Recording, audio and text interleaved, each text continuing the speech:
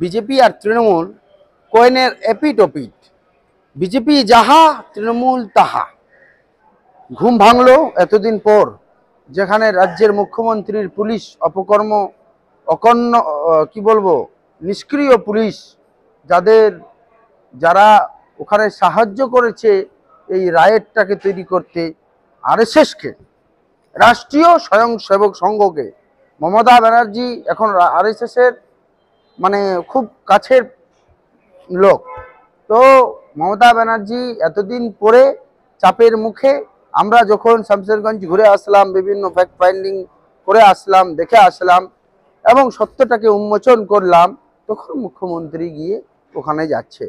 তো মুখ্যমন্ত্রী যাওয়াটা, আমি শুধু বলবো গেলেই হবে না, বাংলায় যেন, পশ্চিমবাংলায় যেন এরকম আগামীতে দাঙ্গার পরিস্থিতি না ক্রিয়েট হয়, বা যারা দাঙ্গাকারী তাদেরকে ইমিডিয়েট ধরে জেলের মধ্যে পুরে দেওয়া উচিত।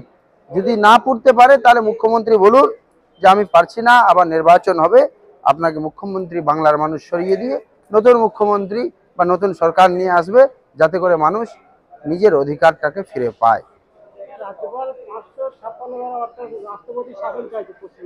এ রাজ্যপাল বিজেপির মুখপাত্র, বিজেপির এজেন্ট হিসেবে কাজ করছে। যদিও উনি বিজেপির পার্টিতেই বিলং করতেন, কিন্তু সিবি আনন্দ বোসকে বোঝা উচিত, আপনি ভারতবর্ষের সংবিধানের শপথ নিয়েছেন।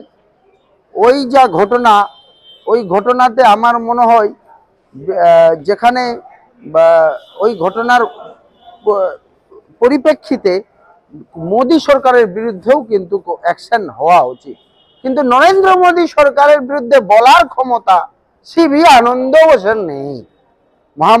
মহামহিম রাজ্যপাল হিসেবে আপনাকে বলতে চাই, আপনি মহামহিম রাজ্যপাল, আপনি আপনার সাংবিধানিক সীমা লক্ষ্মণ রেখার মধ্যে থাকুন। যদি আপনি সংবিধানের লক্ষণ রেখা ভঙ্গ করেন, তাহলে আপনি সংবিধানকে ভঙ্গ করছেন, এবং বাংলায় এমন একটা পরিস্থিতি হয়ে যায়নি যে এখানে রাষ্ট্রপতি শাসন, সরকার দ্বারা নির্বাচিত রাষ্ট্রপতি শাসন হবে। আমরা জাতীয় কংগ্রেসের পক্ষ থেকে তীব্র নিন্দা, তীব্র ভাষায় জানি, আমরা মমতা ব্যানার্জির বিরুদ্ধে সারা বাংলায় আন্দোলন করছি। শুধু আন্দোলনই নয়, আমরা মমতা ব্যানার্জির সমস্ত ইস্যুসের ভিত্তিকে আমরা তার বিরোধিতা করছি, কিন্তু আমাদের মনে হয় না যে নির্বাচিত সরকারকে মানুষের কাছে গিয়ে মানুষের বিবেককে নাড়িয়েই তবেই আমরা মানুষের মাধ্যমে নির্বাচন করে তাকে সরাতে পারবো। আমরা পিছন থেকে দিয়ে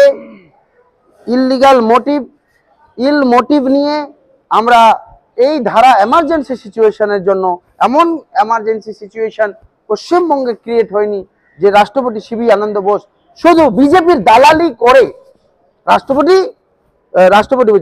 রাজ্যপাল মহামহিম সিবি আনন্দ বোস বিজেপির কর্মী হিসেবে, কর্মীর মতো করে এই সুপারিশ খানা করেছে, যার তীব্র নিন্দা এবং যাকে আমরা ধিক্কার জানাচ্ছি জাতীয় কংগ্রেসের পক্ষ থেকে। আমরা দেখতে পাই অনেক সময় আন্দোলন হয়, আন্দোলনের মধ্যে রাজ্য সরকারের উপরে আন্দোলন করে যে রাজ্য সরকার দুর্নীতিবিদ সরকার, নোংরা সরকার বা চোর সরকার, এভাবে বিভিন্ন কথা বিভিন্ন জনা বলে থাকে। কিন্তু কালকে দেখতে পেলাম দিলীপ ঘোষ টিভি চ্যানেলের মাধ্যমে বসে তিনি দাবি করলেন মমতা ব্যানার্জি দুর্নীতি করেনি, মমতা ব্যানার্জি কোনো রকম চুরি করেনি, যা করেছে নিচের লেভেলের যারা নেতা তারাই নোংরা করে এই জায়গাটা নষ্ট করেছে। কি বলবেন? আগে থেকেই আমরা বলে আসছিলাম, দীর্ঘদিন ধরে আমি নিজে বলে আসছি,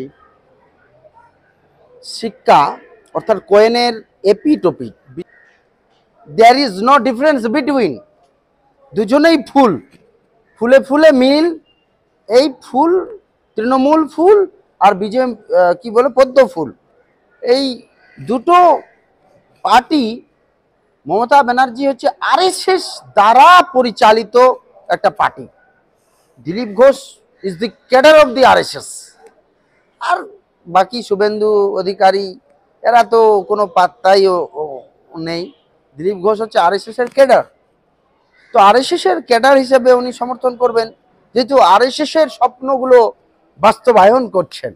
সত্যি কথা দিলীপ ঘোষ বলেছেন যে মন্দির পলিটিক্স তো বিজেপি করে, দিলীপ ঘোষ কিন্তু এটা বলেছেন, মন্দির পলিটিক্স বিজেপি করে, কিন্তু মমতা ব্যানার্জিকে মন্দির পলিটিক্স, স্কুল কলেজ শিক্ষা স্বাস্থ্য হাজার হাজার ছাত্র শিক্ষক আন্দোলনে বসে আছে, কোনো খবর নাই।